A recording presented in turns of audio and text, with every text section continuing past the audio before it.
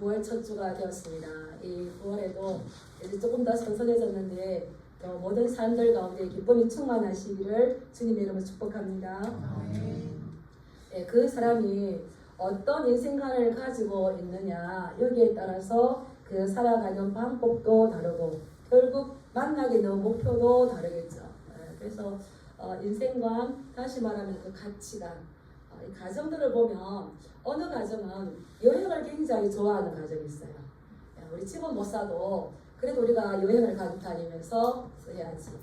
외부적으로 많이 활동하는 분들이 있는가 하면 아니야, 무엇보다도 집이 있어야 돼. 그러면서 안 먹고 안 쓰면서 막 집장만 하려고 하는, 이게 이제 자기들의 가치관이 가치를 어디다가 투자하느냐 이게 이제 다 있는 거죠. 우리가 이제 교회의 이 모양 저 모양을 보면서 성경의 많은 부분들을 차지하고 지금도 여전히 우리 성도들에게 영향을 주는 이 다윗을 보면서 다윗은 뭐 그 당시 이스라엘뿐만 아니라 지금까지도 이런 왕이 있었으면 우리가 뭐 나라와 민족을 지도할 때도 다윗 같은 성공, 다윗 같은 지도자 얼마나 그렇습니까? 그러한 하나님의 마음에 합한 왕이었고 그렇게 칭찬 듣는 이 다윗을 통하여서 그가 어떻게 살아왔는지를 통하여서 우리 또 인생관도 한번 살펴보는 것도 굉장히 큰 의미가 있겠다 싶어서 오늘 본문 말씀을 한번 나눠보기로 원합니다. 오늘 본문 말씀은 다윗이 하나님 앞에 드렸던 마지막 기도예요. 그래서 이게 고별 기도라고 할 수가 있는 거죠. 근데 이 마지막 기도 다음에 이제 그 왕권을 솔로몬에게 물려주고 다윗은 이제 사라지는데, 다윗은 어떤 상황 가운데서도 이 세상의 모든 주권은 하나님께 있으며 하나님만 찬양받으실 분이라는 것을 고백했다는 거예요. 그래서 뭐랬습니까? 다윗이 온 회중 앞에서 여호와를 송축하여 이르되 우리 조상 이스라엘의 하나님 여호와여, 주는 영원히 송축을 받으시옵소서. 이 왕이 많은 백성들 앞에서 하나님을 높였다는 건 감동스럽지 않습니까? 어느 구석에서 그냥 성전에서만 아니라 백성들 앞에서, 회중 앞에서 모범적으로 하나님을 찬양할 때에, 하나님을 높일 때에 여호와여, 주는 영원히 송축을 받으시옵소서 이렇게 했다는 거예요. 그래서 송축하다, 이 축복하다, 이 바라크라는 게 있는데 이것의 기본적인 의미는 복을 빌어주다, 축복하다 이거 있는데, 우리가 하나님을 축복할 수가 있습니까? 우리는 하나님을 축복하거나 하나님께 복을 빌어드릴 수가 있는 것이 아닙니다. 이렇게 하나님을 송축하다는 것은 하나님이 모든 사람 앞에서 찬양받기를 원합니다. 하나님을 경배하고 하나님을 찬양하는 우리의 마음을 드리는 거죠. 그래서 주님은 모든 사람 앞에서 찬양받기를 원합니다. 어떻게 해요? 영원히. 따라하겠습니다. 영원 전부터 영원 후까지. 저도 이 기도를 하다 보면 너무 감격스러워요. 내 세대만 아니라 내가 떠나가고 없는 영원 후까지. 왜냐하면 우리 여호와의 이름은 지금 내가 부르는 게 아니라 누가 불렀습니까? 아브라함이 불렀고, 계속 믿음의 사람들이 부르다가 그 불렀던 이름을 지금 오늘 누가 부르고 있는 겁니까? 감격스럽지 않습니까? 그 하나님 이름이. 그리고 내가 불렀던 이 하나님 이름을 누구에게 전해져야 되겠습니까? 자녀들에게, 다음 세대들에게. 그래서 영원 전부터 하나님이셨는데 우리가 부르다가 영원 후까지, 이게 다윗의 마음이었고 이 마음이 다윗의 간절한 소망이었다는 거예요. 그래서 다윗은 하나님은 영원토록 찬양받으실 분이십니다 이거죠. 근데 왜 하나님은 영원토록 찬양받으실 분이신가, 이것을 이야기했는데요. 우리 11절 말씀 한번 읽어볼까요? 시작. 여호와여, 위대하심과 권능과 영광과 승리와 위엄이 다 주께 속하였사오니 천지에 있는 것이 다 주의 것이로소이다. 여호와여, 주권도 주께 속하였사오니 주는 높으사 만물의 머리 되심이니이다. 여호와여, 위대하심과 권능과 영광과 승리와 위엄이 다 주님께 있는 건데, 하늘과 땅 사이에 있는 모든 것들이 다 누구의 것이라고요? 여호와의 것입니다. 하나님의 것이 하나님. 예, 이 통치와 다스림, 이 주권, 나라도 사실은 누구의 것입니까? 예, 주는 높으시기 때문에 이 땅에 있는 모든 것들의 최고예요.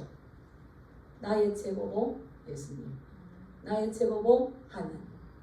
예, 그 만유의 머리가 되십니다. 이게 이제 다윗이 찬양하는, 다윗의 기도하는 첫머리인 거예요.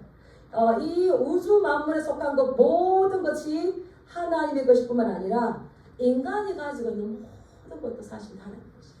우리 12절에 보면 부와 기가 주께로 말미암고, 예, 부와 기, 물론 부유함들과 용례가 있지만 이건 인간이 가질 수 있는 힘인 거죠.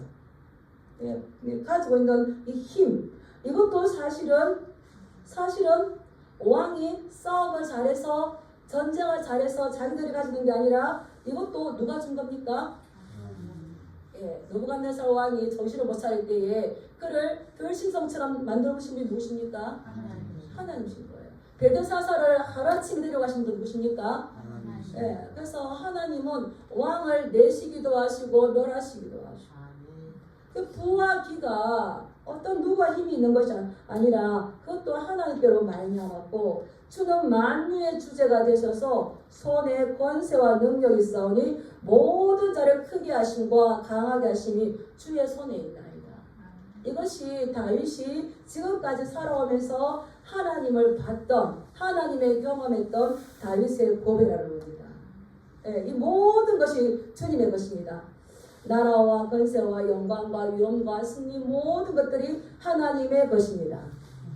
생각나는 게 있지 않습니까? 네? 사도신경 주기도문, 그렇죠? 나라와 권세와 영광이 아버지께 우리도 자꾸 이 고백하기를 바랍니다. 예, 부와 기가 나한테 있지. 이 세상의 모든 게 내 손 안에 있지. 이게 아니고 부와 기가 이 모든 것들이 주의 손 안에 있는 것처럼 나라들도 권세들도 모든 영광이 아버지 앞에 영원히 있사옵나이다 했던 것처럼 다윗을 이렇게 하나님만 높였던 거예요.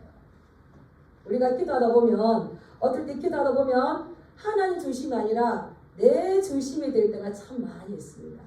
내 가족, 나의 일, 나의 사업, 또 나의 모든 상황들이 있지만 다윗은 그게 아니라 이 모든 것들이 다 하나님의 것이기 때문에 영원 전부터 영원 후까지 모든 사람들 앞에서 송축받기를 원하는 그것이 다윗의 진심이었다는 거예요. 제가 여기 말씀에서 모든 사람들을 크게 하심과 낮게 하심도 다 하나님의 것입니다. 사실은 이것은 누구의 고백일까요? 다윗 자신. 저는 여호와는 나의 목자시니 내가 부족함이 없으리로다. 내게 부족함이 없으리로다. 그가 나를 푸른 저장에 누이시며 쉴만한 물가로 인도하시는도다. 그것을 볼 때에 하나님을 나의 목자로 부를 그때에 다윗 자신도 선한 목자가 되어서 양들을 기른댔다. 그런데 다윗을 모든 사람을 크게 하심과 강하게 하신 주의 손에 있는데 다윗은 목동이었어요. 자기 앞에 왕이 있었어요. 근데 그 왕을 폐하시고 목동을 불러서 기르셔서 크게 하셔서 오늘날 내가 왕으로 인생을 마감할 이 앞에 있을 때에 크게 하심과 강하게 하심이 주의 손에 있다는 거. 그냥 하나님을 찬송하게만 하는 것이 아니라 자기 자신의 고백인 거죠. 우리를 크게 하시고 우리를 강하게 하시는 분은 하나님의 손에 있는 줄 믿습니다. 주님의 손인 거예요. 주님의 손. 주님의 능하신 손인 거예요. 주님의 보이지 않는 손인 거예요. 그래서 사무엘상 2장에 보면 이 한나가 어린 아이가 없었기 때문에 많은 무시를 받았었죠. 그래서 그 고통이 심했었는데 하나님께서 그의 고통을 기억하심으로 인하여서 사무엘을 낳았고, 임신하지 못했던 자가 7 자녀를 낳았다고 고백하면서 이 한나가 뭐라고 그럽니까? 여호와는 사람을 죽이기도 하시고 살리기도 하시며 수월에 보내기도 하시고 수월에서 건져 올리기도 하시고, 지옥에 보내기도 하시고 지옥에서 건져 올리기도 하시고, 가난하게도 하시고 부하게도 하시고 낮추기도 하시고 높이기도 하시고, 이 모든 권세와 능력이 누구에게 있다는 겁니까? 근데 이 고백은 다윗뿐만 아니라 하나님을 만나본 사람들은 모든 것들이 다 하나님의 것입니다. 그래서 우리가 걷는 거, 우리가 계획한 거, 이루는 이것이 사람에게 있을까요? 하나님 앞에 있을까요? 그렇기 때문에 다윗은 이 마지막에 기도할 때에 하나님만 바라볼 수밖에 없었어요. 그래서 예레미야 선지자도 똑같이 고백합니다.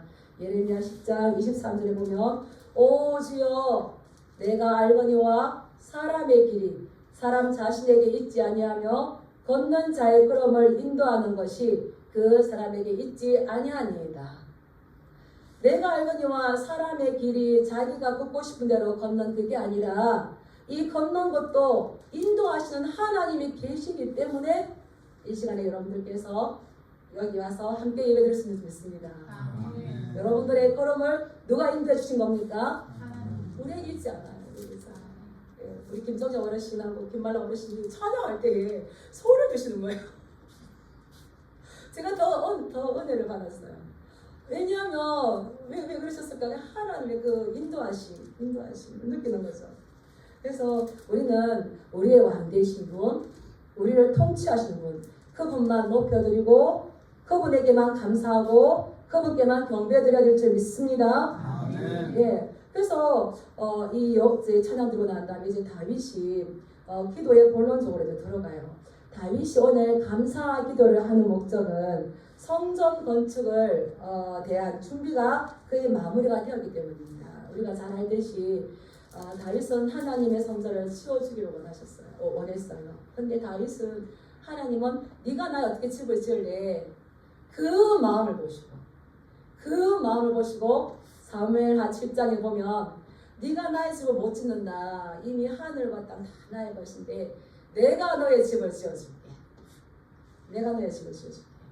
그런데 다윗은 집을 짓지는 못하지만 집을 지을 수 있는 모든 준비를 다 했어요. 그래서 내가 너의 집을 지어줄게. 그러면서 네가 아니라 네 몸에서 날 씨, 그를 통해서 이 집을 지을 건데 이제 너의 아들은 나의 아들이 되어서 내가 이 집을 짓게 하고 영원토록 너의 왕위를 견고하게 할 것이다.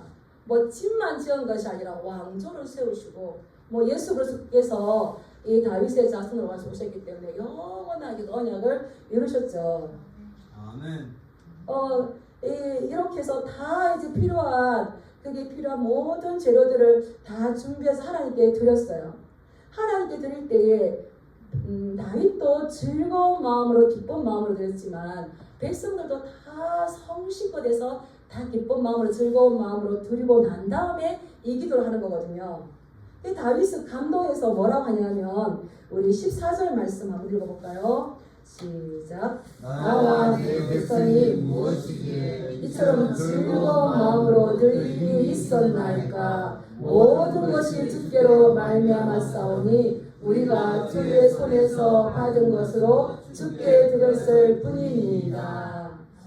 드리는 것도 중요하겠지만 그 엄청난 것들을 드리면서 이것을 즐거운 마음으로 드렸다는 거예요. 왜 그렇습니까? 얼마나 많이 들었냐 이것이 모든 것이 다 주님께로부터 왔기 때문에 우리가 받은 그것을 주님의 손에 다시 올려드립니다. 다윗이 이렇게 할 수 있었던 것은 하나님의 은혜입니다. 하나님 앞에 영광을 드리는 거죠. 근데 역대상 22장 14절에 보면 다윗이 아들에게 이 성전 건축을 부탁하면서 이런 말을 해요. 내가 환난 중에 여호와의 성전을 위하여 금 10만 달란트와 100만 달란트와 녹과 철을 그 무게를 다 수 없을 만큼 심히 많이 준비하였다. 많이 준비하였고 그 제목과 돌도 준비하였는데 많이 하였다. 언제 이렇게 준비하였다고요? 주님께서 주셨으니까 내가 그냥 다 차곡차곡 창고에 쌓아놓겠습니다. 이게 아니고 언제요? 많은 환란이죠. 예. 환란이어서 그 감당하기 어려울 그때에도 하나님을 사모하고 하나님의 성전을 사모하고 나의 평생의 한 가지 소원, 주의 성전에서 주님의 아름다움을 바라보기 위한 내가 바라볼 뿐만 아니라 모든 백성이 바라보게 하기 위하고 우리 후대들이 바라보게 하기 위해서 그 집을 지을 준비를 했는데 언제 준비했다고요? 따라하겠습니다. 내가 많은 환란 중에 많은 환란 중에 있는데 그 뒤에 보면 이 다윗이 자기 아들 솔로몬에게 아빠는 많은 환란 중에 이렇게 많이 심히 많은 것을 준비하였는데 또 따라하고 있습니다. 너는 더 할 것이며 제가 나중에 우리 아들들한테 이 유언을 하려고요. 이게 이 바울도 그래요. 감옥에서 디모데에게 편지할 때에 너는 나와 함께 이 복음 때문에 고난을 받아. 근신하에서 고난 받아라. 우리가 천국이 없다면 하나님의 나라가 없다면 영원한 세상이 없다면 이런 말을 할 수가 없는 거죠. 예. 어느 다른 종교의 그 훌륭한 지도자는 뭐라고 했습니까? 난 지옥으로 간다. 이것만 보더라도 많이 믿고 참 믿고 사람들에게는 많은 추앙을 받았지만 그분은 알았던 거예요. 나는 이제 지옥으로 간다. 근데 다윗은 내가 여호와의 집에 영원히 말한다. 우리에게는 하나님의 나라가 분명히 있는 줄 믿습니다. 아멘. 네, 이 복음과 함께 고난 받으시길 축복합니다. 아멘. 너는 더 할 것이며 이게 무슨 말입니까? 환란이 오더라도 너는 이 일을 멈추지 말아라는 거죠. 그래서 이것을 이제 맡기는 거예요. 그런데 이 모든 것들이 다윗은 지금 내가 했다 하나님께서 주신 것이다. 하나님께서 주신 것이기 때문에 자랑할 게 없다. 많은 환란이 있었지만 그 환란 가운데서도 이기게 하신 분이 누구십니까? 하나님이십니다.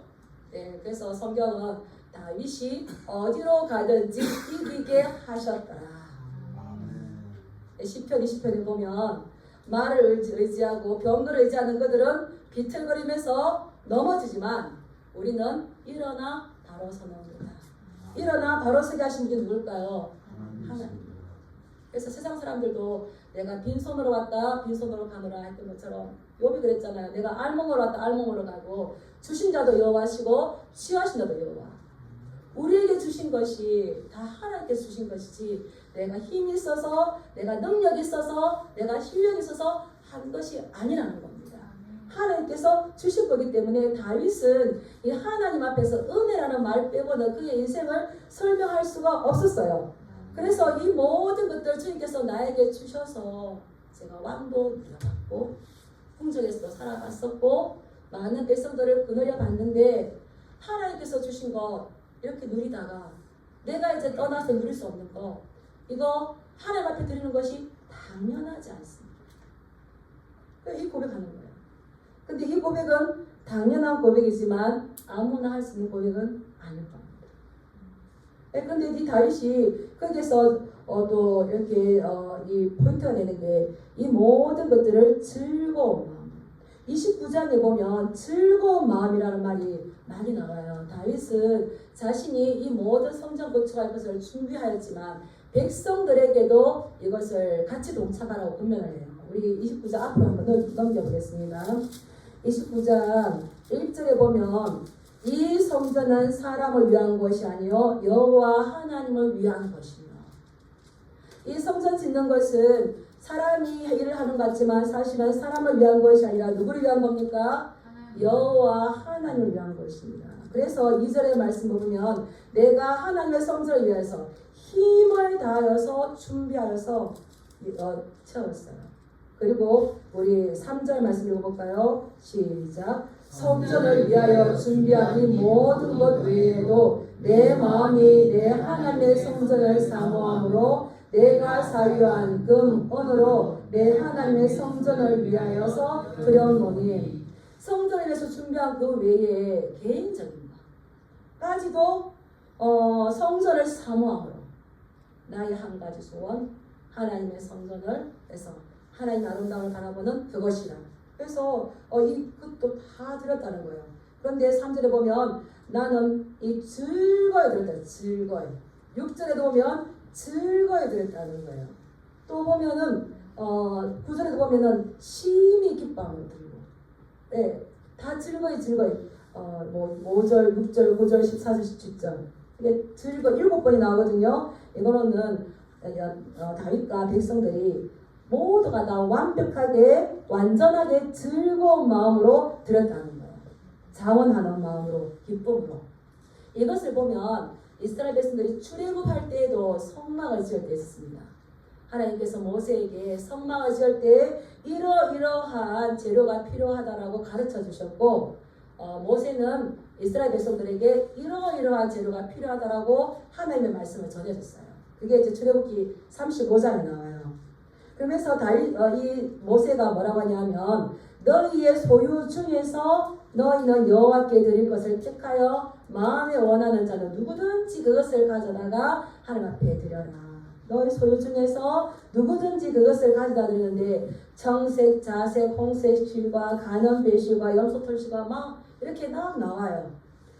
이것을 그런데 모세가 백성들에게 왜 이것을 하나님 앞에 드려야 되는지 구구절절 설명하진 않아요.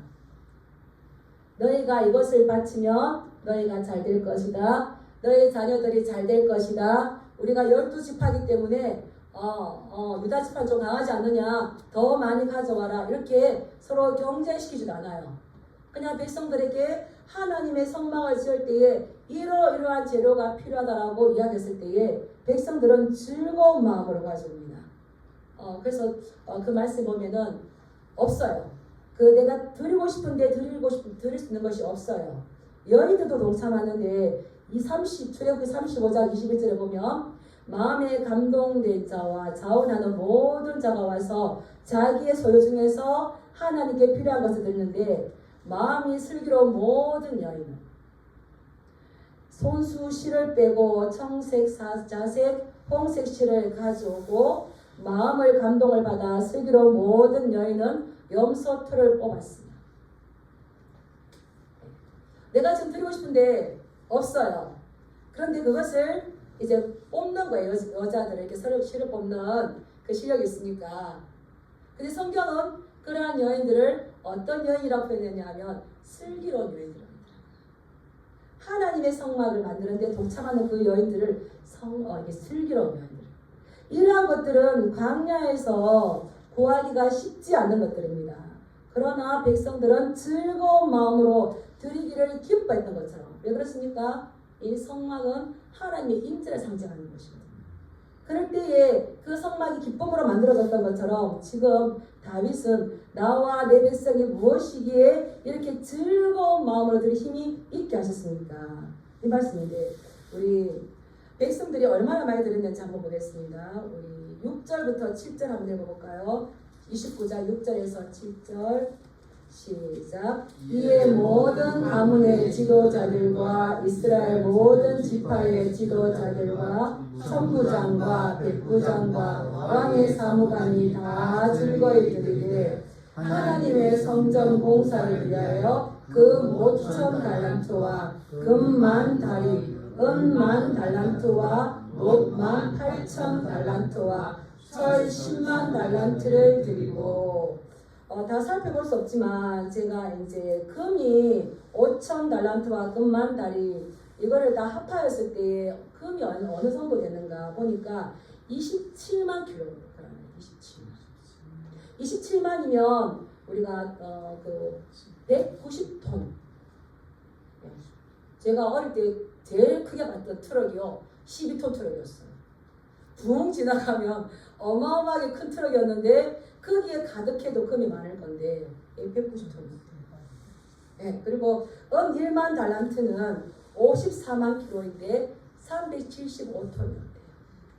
그런데 이렇게 드리면서 이것을 얼마나 많이 드렸느냐, 어떻게 드렸냐 이게 중요한 게 아니라 이것을 즐거이 드렸다는 거죠. 하나님께서 어떤 것을 더 기뻐하실까요? 많이 드렸느냐 적게 드렸느냐 더 중요한 것이 아니라 그들이 즐거운 마음을 드렸던 이 아름다운 마음을 보셨다는 거죠. 그 다윗도 이것이 너무나 기뻤다는 겁니다.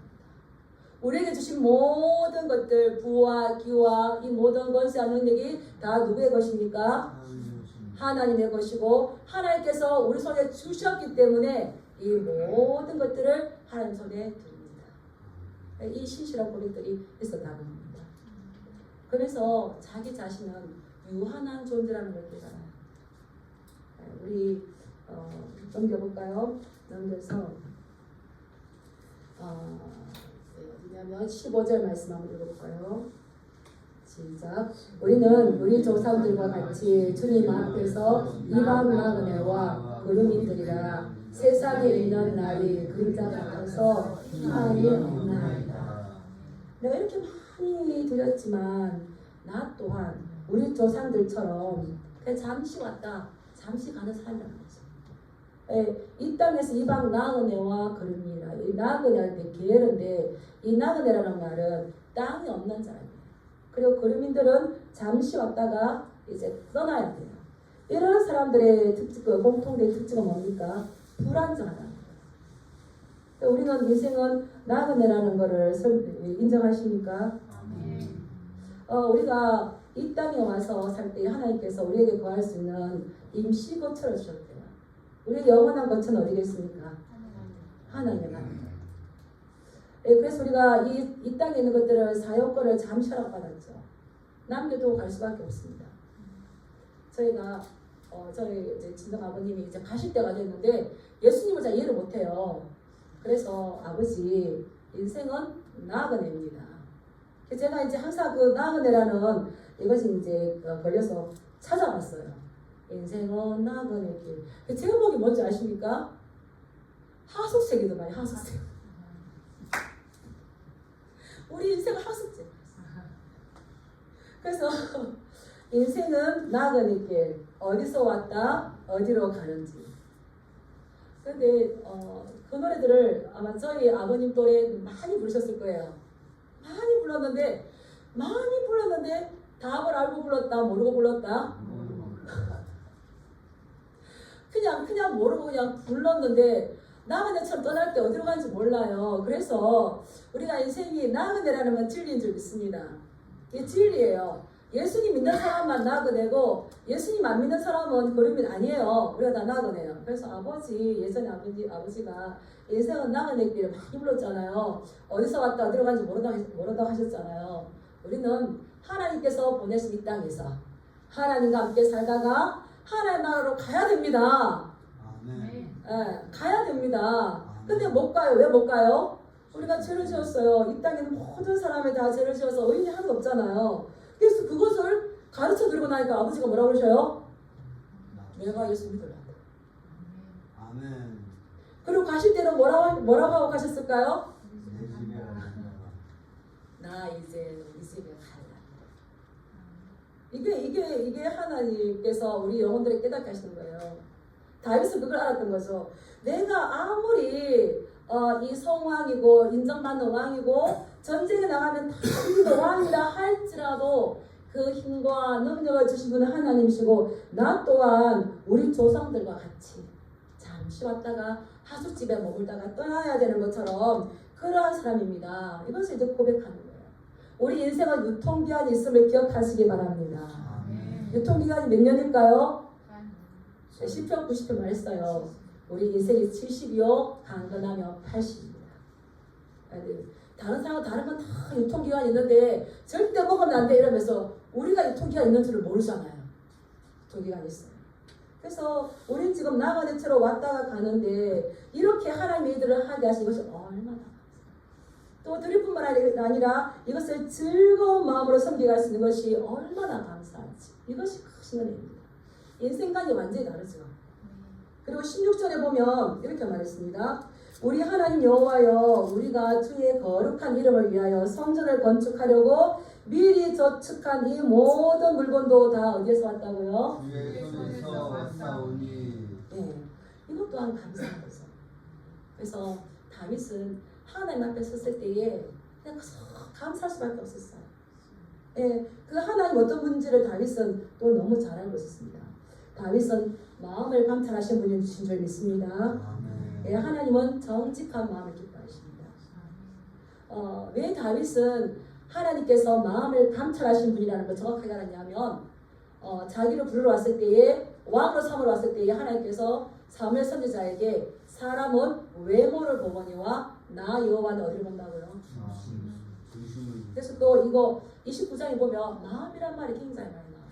마음, 중심을 감찰하시고 또 하나님께서는 정직한 마음을 기뻐하시는 거예요. 다윗은 자신의 이야기죠. 시편 51편에 보면 밧세바를 취하고 난 다음에 회개할 때에 정한 마음을 창조하시고 정직한 영을 새롭게 하소서. 우리는요 아무리 각오를 해도요 그 마음 먹은 대로 살아지지가 않아요. 정한 마음, 정직한 마음 자꾸 넘어져요.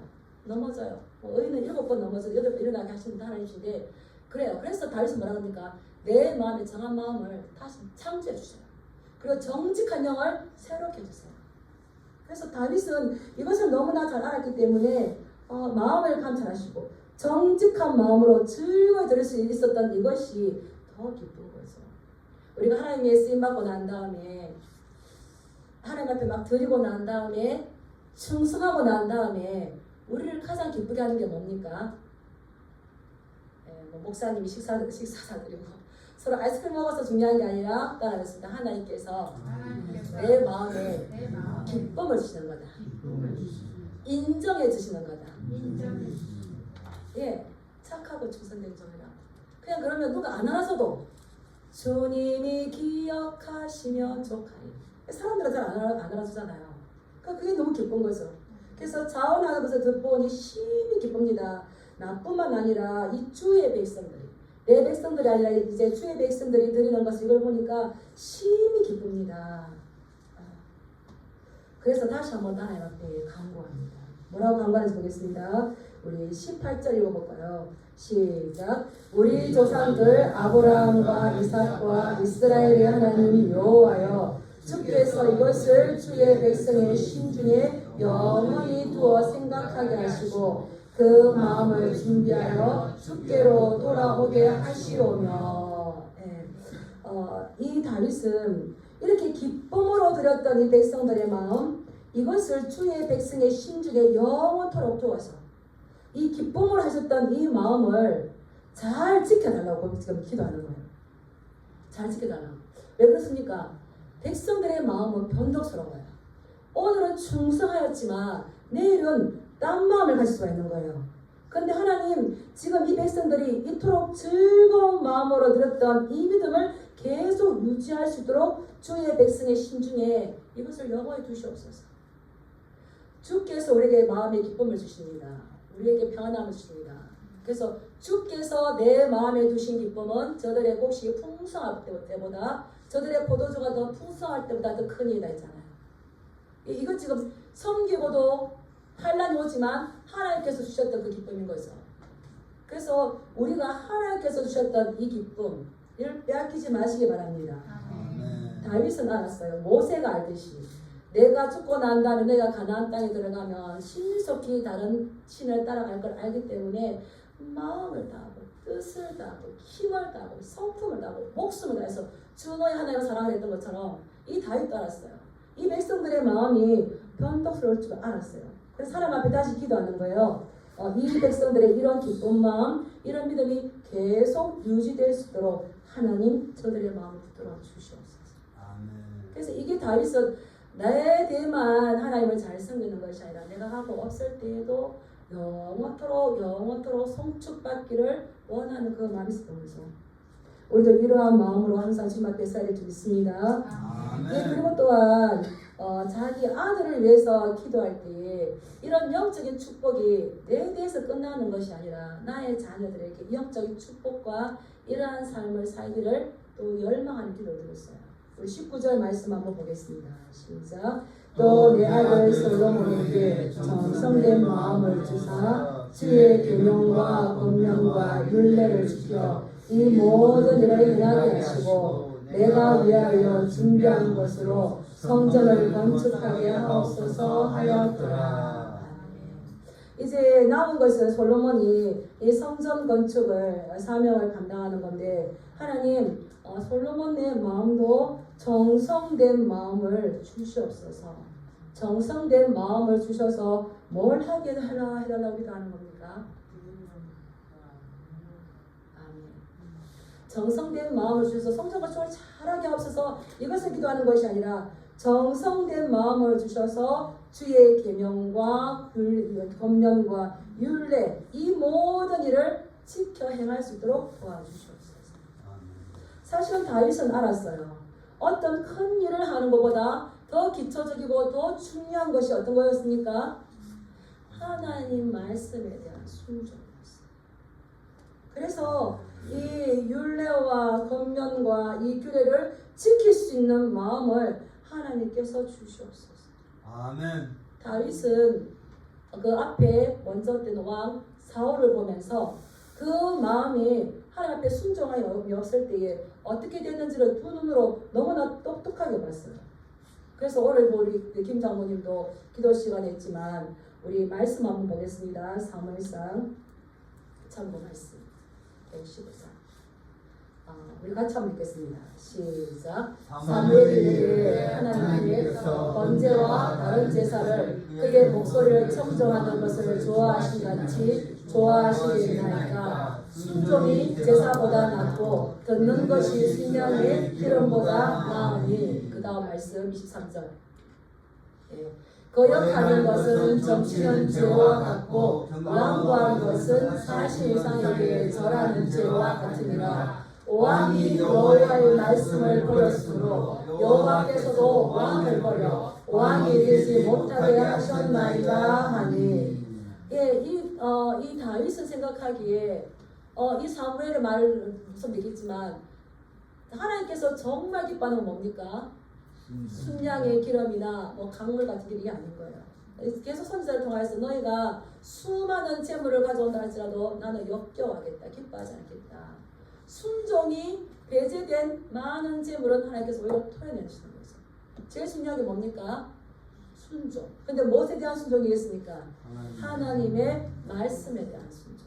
선종 건축은 어떻게 하는 겁니까? 하나님의 말씀에 대한 순종. 그래서 다윗은 성전을 짓고 싶었지만 하나님께서 너는 하지 말라 했을 때는 안 했잖아요. 그래서 우리가 철저하게 우리의 마음들을 말씀 앞에 세워야 될 것은 이 순종인 겁니다. 거역하는 것은 점치는 자. 점치는 자들은 이스라엘 땅에서 퇴거 대상입니다. 완고한 것은 어떻습니까? 사신 이상에게 전하는 자. 이렇게 거역하고 완고한 것은 여호와의 말씀을 버려둔 것이죠. 그래서 다른 것이 아니라 왕이 여호와의 말씀을 버렸으므로 여호와께서도 왕을 버려 왕이 되지 못하게 하셨나이다. 그 다음에 이 사울 어땠습니까? 하나님의 영이 아니라 악신에 붙들려서 40년 동안 오랫동안 왕의 자리에 있었지만 그는 계속 힘든 사람이었어요.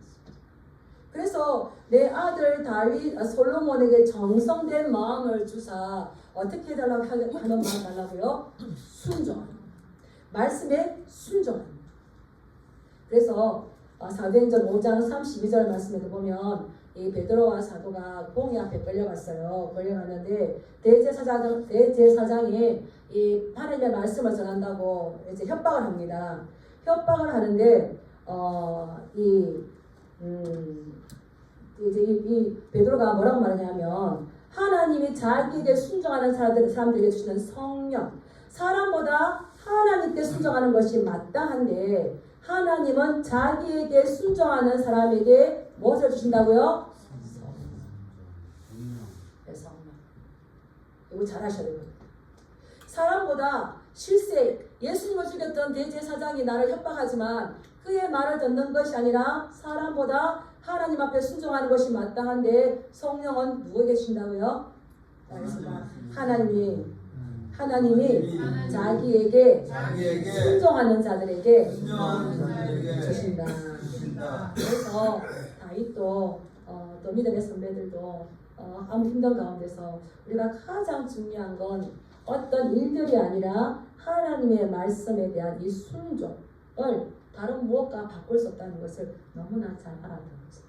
그래서 이 다음 세대를 세울 때, 내 아들을 세울 때 그들 또한 영적인 축복을 받고 하나님과의 온전한 그 교제 삶을 살기 위해서 이 말씀을 알고 말씀에 순종할 수 있는 마음을 주셔서 이 온전한 마음으로 하나님의 성전 건축에 임하게 하여 주시옵소서라고 기도했다.